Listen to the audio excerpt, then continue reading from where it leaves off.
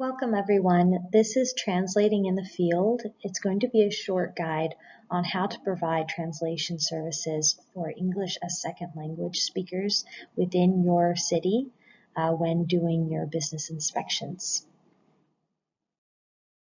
The first step for the city of Seattle was understanding our city. So we did some research on the top languages spoken in the city and where these communities were located, so that way we would have some better understanding of when we might need these support materials when going and doing inspections in different neighborhoods of the city. So why is this service important? Well, equity, we want to make sure that we are providing everyone with the same level of support and technical guidance, regardless of whether or not English is their first or second language. It's also a matter of the overall goal of bringing all businesses into compliance with stormwater codes and protecting the environment. And so that begins with communicating clearly what it is that we're asking them to do or not to do. Oftentimes we're asking them to modify certain behaviors or stop doing other behaviors that might be potentially polluting, and so it's important to clearly communicate that. It also makes compliance and enforcement easier. If they understand what it is that they're being asked or expected to do, then it makes it easier for them to either comply or understand why it is they might be receiving some other types of penalties.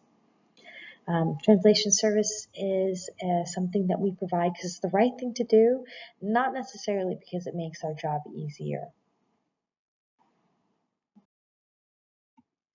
So being prepared, it's hard to predict when you'll need a translator when you're out in the field. So having the translation services contact information on your cell phone is going to be good.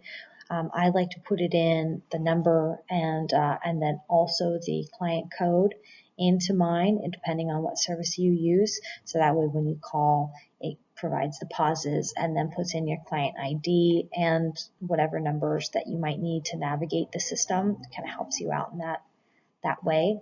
And to keep translation guides and brochures in your fleet vehicles, as well as keeping things online so that way people can access the materials if they don't have anything on hand for further support.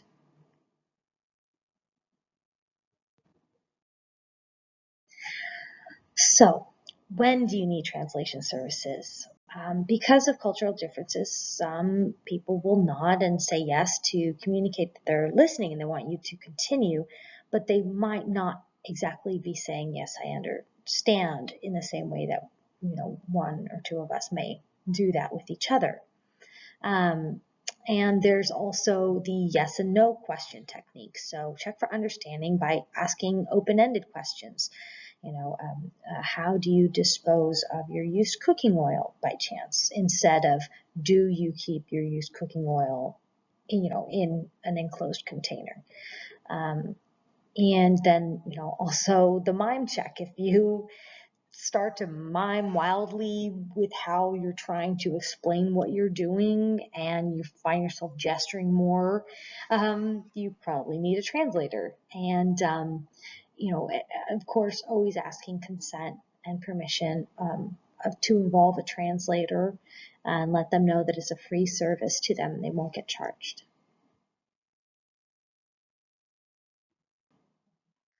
During in-field translation services, I have picked up on some tips and lessons that I would like to go over here together before we close out our presentation. And you're welcome to reach out to me and I can provide these to you either in PowerPoint or in document form. So, if you're in a busy area, most of the time we will be when we're out in the field, because it's oftentimes outside when we're inspecting stormwater facilities. So try and move to an area that will be enclosed, either inside of a vehicle, a room, behind a building or a wall, to reduce background noise so the translator can hear you better.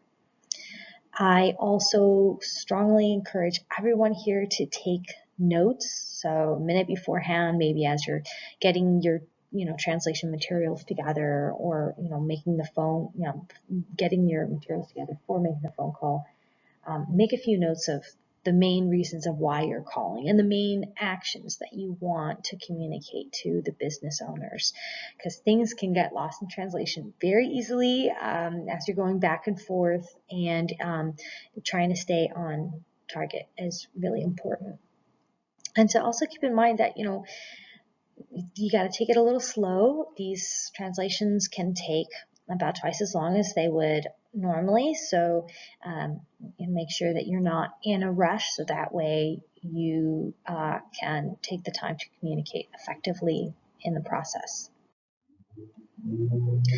Tips during the phone conversation. Remember to introduce yourself and allow the other parties to introduce themselves to each other. And to speak normally, this surprisingly is a little difficult when you're talking with a translator, but speak with complete thoughts and sentences, and don't pause in the middle of sentences to allow for the translator to speak, because it can kind of throw off everyone, including the person listening, because they may be prompted to respond, but you're not finished speaking. Periodically check in for understanding from the reporting party, and check in with the translator in case they seem a little hesitant with their speech pattern. You can usually pick up on whether or not they're completely clear with what it is you're trying to communicate. And lastly, close the call by allowing everyone the chance to ask last-minute questions that may pop up, and to give their thanks and goodbyes. It can sometimes be kind of a lengthy process, because as people are saying their goodbyes, another question will come up, and then the round of goodbyes and thank yous will start all over again. So provide some time and space for that as well. And that's about it. I want to thank you for listening to me speak, and I encourage you to reach out to me if you have any follow-up questions. You can always ask, and I can send you this PowerPoint if you would like to keep these tips on hand. I also have a translation guide that I put together and materials. I didn't want to direct anyone to a specific translation service, because everyone's needs may be different. So these are just going to be the basics for what you need to get started. And I wish you all the best.